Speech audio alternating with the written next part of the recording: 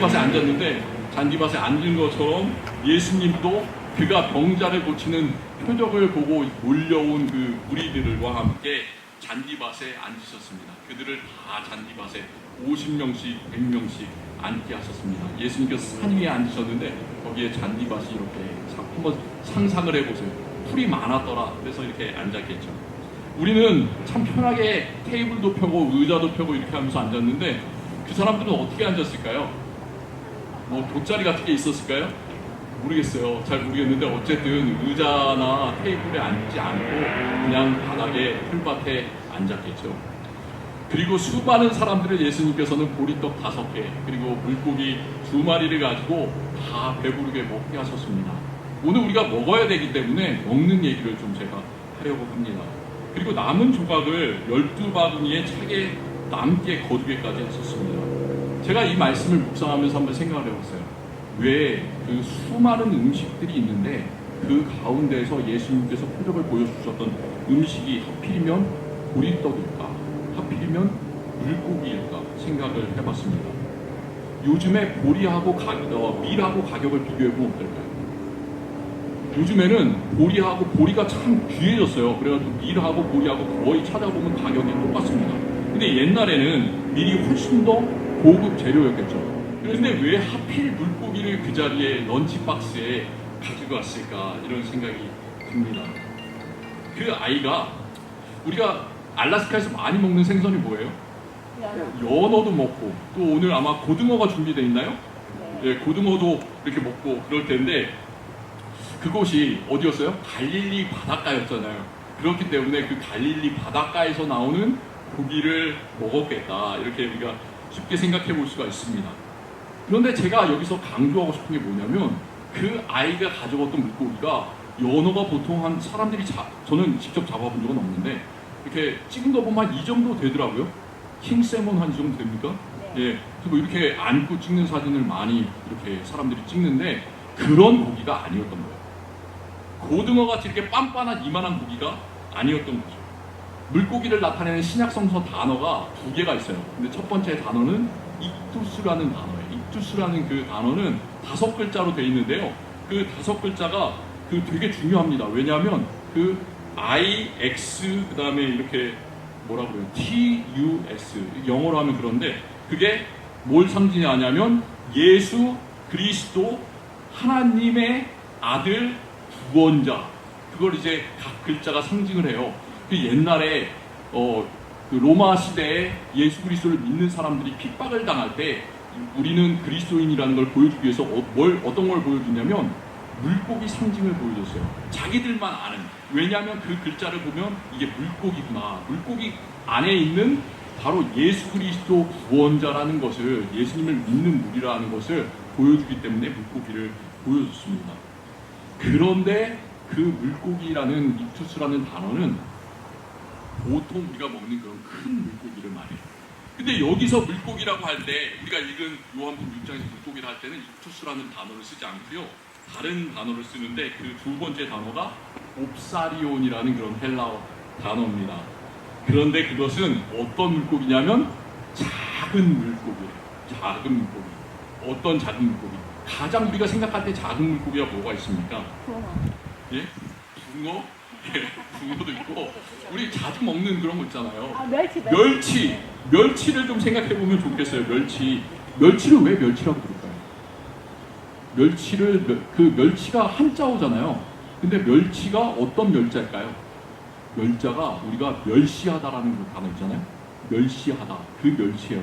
그러니까 다른 물고기는 이렇게 크기가 커요. 반질반질해요. 그래서 물고기 축에 끼는데 멸치는 물고기 같지도 않은 가짠치 않은 물고기 축에 끼지 못하는 멸시받는 물고기. 그렇기 때문에 그거를 멸치라고 부릅니다. 아주 깔볼 때 우리가 멸치라는 말을 쓰죠.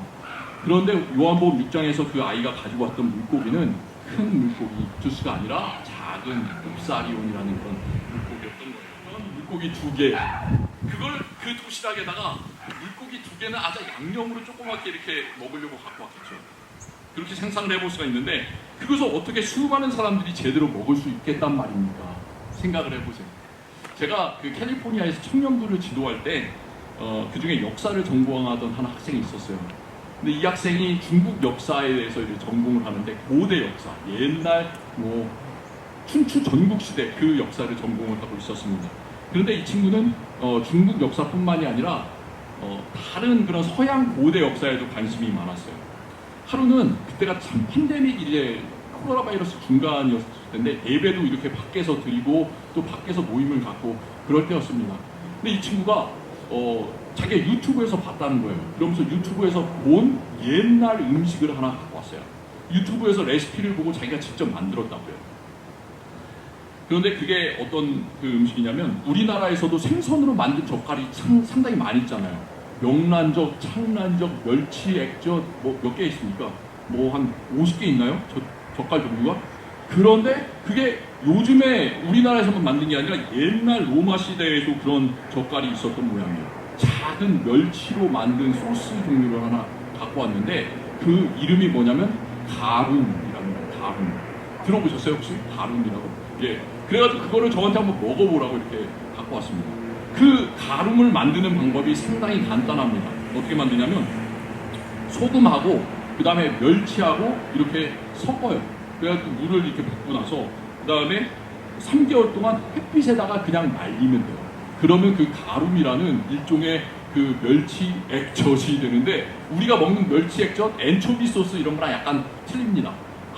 근데 그게 뭐냐면 3개월 동안 막 말리잖아요. 어떻게 되겠습니까?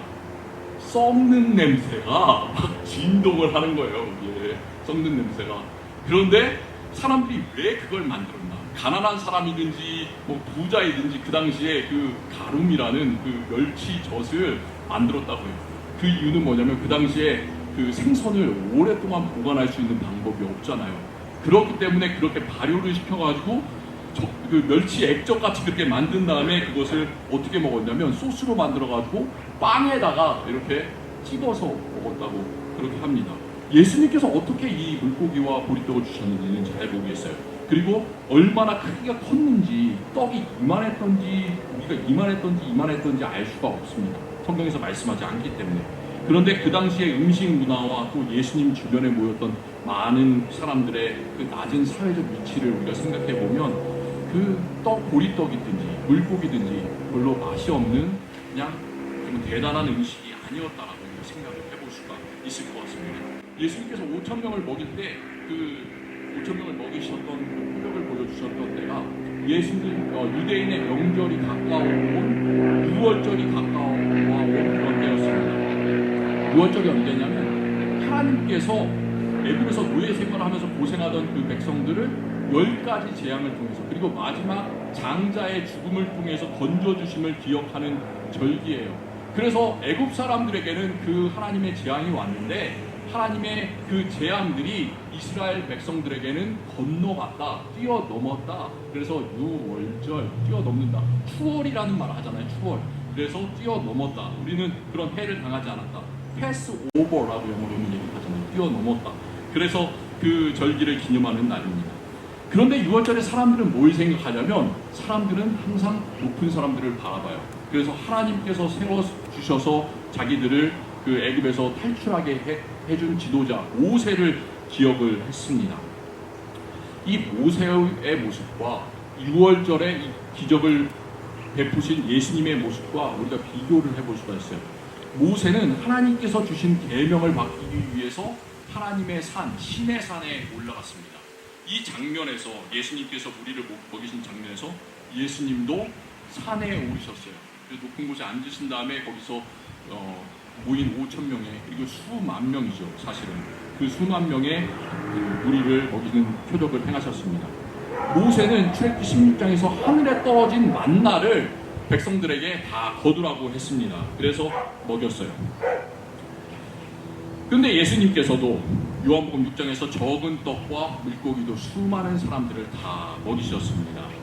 모세가 한 일과 예수님께서 베푸신 일이 겉으로 보기에는 상당히 비슷해 보이지만 사실은 비교할 수가 없습니다. 만나의 사건이 있기 전에 홍해를 건넌 지 얼마 되지 않아서 홍해를 건넌 그 다음 장에서 바로 사람들이 이스라엘 모든 회중들이 모세와 아론에게 원망을 합니다. 이유는 왜?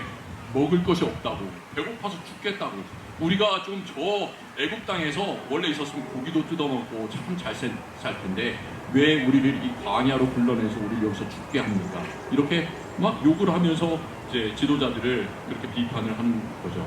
모세는 어떻게 했을까요? 스스로 음식을 만들어서 먹이를 능력이 없었어요. 오직 모세가 했던 것은 하나님께 기도하는 것, 그거밖에 없었습니다. 하나님께 모세는 구했고 만나를 주신 분은 모세가 아니라 전능하신 하나님께서 그 음식을 주셨습니다. 그러나 예수님께서는 큰 무리가 자기에게 오시는 것을 보시고 우리가 어디서 우리가 전능한 떡을 사서 이 사람들을 먹이겠느냐 이렇게 제자 빌립에게 물어보십니다. 그러면서 빌립의 믿음을 시험을 하세요. 예수님은 빌립이 뭐라고 대답을 하든지 관계가 없었어요. 이미 예수님은 마음에 자기가 뭘 할지를 알고 계셨어요. 빌립이 우리가 먹일 수 있습니다, 먹일 수 없습니다, 어쨌든 간에 어떤 대답을 듣든지 예수님은 자기가 스스로 음식을 베풀고 먹이고자 작정을 하셨습니다. 예수님께서는 아이가 가져온 그 적은 음식을 받아들이고 축복하시면서 우리에게 다 그것을 나눠주십니다. 모세는 전혀 하지 못했지만 예수님께서는 직접 음식을 먹으셨습니다. 구약시대에 만나를 먹은 사람들 어떻게 했을까요? 그 사람들 중에서는 하나님의 명령을 무시하고 그 음식을 좀 나는 세이브해놔야겠다. 그래서 다음 날까지 아침까지 남겨둔 사람들이 있었습니다. 아침까지 남겨둔 만나에서는 어떤 일이 생겼습니까? 그냥 하나님께서 말씀하신 대로 벌레가 생기고 냄새가 나서 사람들은 더 이상 그것을 먹을 수 없고 다 버릴 수밖에 없었습니다. 그러나 예수님께서는 5,000명을 먹이신 다음에 뭐라고 말씀하시냐면 남은 음식을 거두고 버리는 것이 없게 하라 이렇게 말씀하셨습니다. 그들이 거둔 남은 음식은 그 다음날이 돼서도 썩었을까요? 썩지 않았을까요? 썩지 않았어요. 이렇게 예수님은 모세와 비교할 수 없이 크신 분이고 하나님의 아들이시고 하나님 자신이십니다. 예수님도 우리가 오늘 먹을 음식처럼 참 좋은 음식으로 아주 큰 고기하고 생선 이런 것들로 그 우리들을 먹이셨으면 얼마나 좋았을까 우리가 생각해 볼 수가 있습니다. 하지만 오늘 말씀의 제목처럼 무엇을 먹는가보다 훨씬 더 중요한 것이 있어요. 무엇을 먹는 것보다 중요한 것은 우리가 누가 주신 음식을 먹는가, 또 누구와 함께 음식을 먹는가가 훨씬 더 중요합니다. 예수님께서 일으키신 이 기적을 요한복음에서는 특별히 그냥 기적이라고 하지 않고 표적이라는 말을 써요. 성경에서는 요한복음에서 계속해서 예수님께서 표적을 보여주셨다라고 말씀하고 표적이라는 말이 헬라어로는 세메이온 이런 단어를 쓰고 있는데 기적이랑 표적이랑은 약간 틀립니다. 기적을 우리가 이 사건은 참 기적적이다 할 때 기적이라는 것은 하나님께서만 우리에게 주시는 사건이 아니에요. 세상에서 일어날 법하지 않은 사건이 일어나는 것, 그것을 요즘 말로는 기적이다 이렇게 얘기합니다. 옛날에는 하나님께서 일으켜주신 사건만 기적이라고 그랬는데 요즘에는 기적의 의미가 점점 낮아져요. 그래서 아무거나 다 기적이라고 사람들이 이야기를 합니다. 그렇기 때문에 하나님도 사람도 사실 기적을 일으킬 수가 있어요. 그런데 이 표적이라는 것은 어떤 뜻이냐면 사람에 의해서는 절대 일어날 수 없는 사건, 오직 그 사건을 통해서 하나님께서 임재하신다, 하나님께서 그 자리에 계신다는 것을 보여주시는 사건을 표적이라고 합니다. 그렇기 때문에 이 표적이 있는 곳에서는 다 하나님의 임재가 이렇게 드러납니다. 예수님께서 계시는 곳에는 그 음식은 하찮았지만 그곳에는 풍요로움이 임했습니다. 하나님께 대한 감사의 마음이 일어났습니다. 하나님의 성령이 우리가 음식을 먹는 가운데 그곳에 임하시는 거예요. 예수님께서 그 표적을 일으키시고 나서 한 일은 뭐냐면 예수님은 그냥 산에 가서 기도하셨는데 제자들은 그 배를 타고 갈릴리 이쪽 편에서 다른 편으로 가고자 했습니다. 예수님께서 배에 타지 않으셨는데도 자기들 마음대로 그냥 배를 타고 갔어요. 어떤 일이 생깁니까? 그런데 그때 갑자기 하늘이 어두워지면서 바람이 불고 폭풍이 치고 그래서 제자들의 마음은 두려움으로 가득 찼습니다.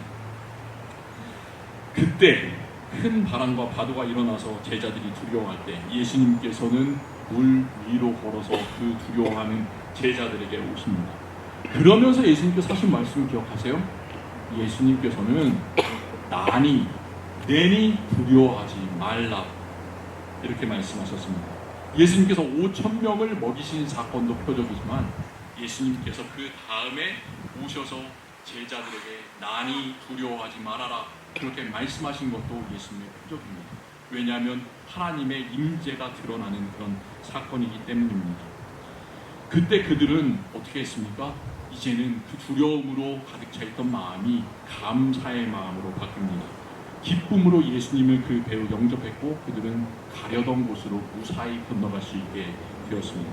이렇게 예수님께서 계신 곳에는 기쁨이 있고 그곳에는 모든 두려움이 다 사라지게 되어 있습니다. 오늘 말씀에 나온 그 많은 무리들처럼 그리고 예수님을 영접한 제자들처럼 우리는 오늘 예수님과 함께 먹기를 원합니다. 그리고 우리 사랑하는 형제들, 자매들, 모든 성도들 하나님께서 예정해 주시고 하나님께서 세워주신 사람들과 함께 먹기를 원합니다. 우리가 먹는 음식은 보리떡 5개, 작은 물고기 2마리처럼 아주 하찮은 작은 것일 수도 있지만 예수님께서 함께 하시는 곳에는 그 모든 곳이 다 하나님의 나라로 변화되고 하나님의 나라가 그곳에서부터 시작이 됩니다.